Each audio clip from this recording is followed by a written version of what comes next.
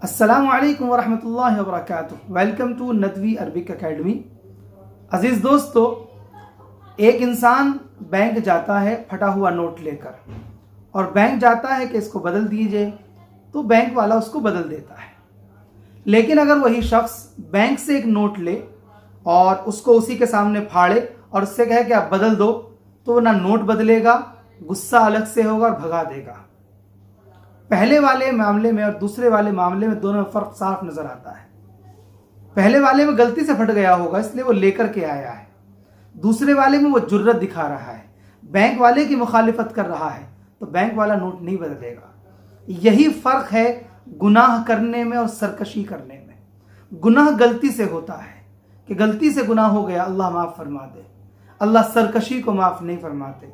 क्यों? सरकशी में खुदा की मुखालिफत होती है, खुदा के हकाम को तोड़ने की जुर्रत होती है।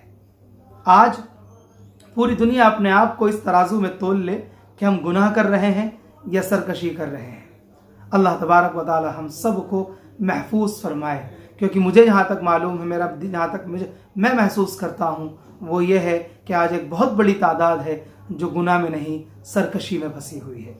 अल्लाह हम सब की हिफाजत फरमाए। व आखिर दावाना अनिल हम्दुलिल्लाहि रब्बिल आलमीन।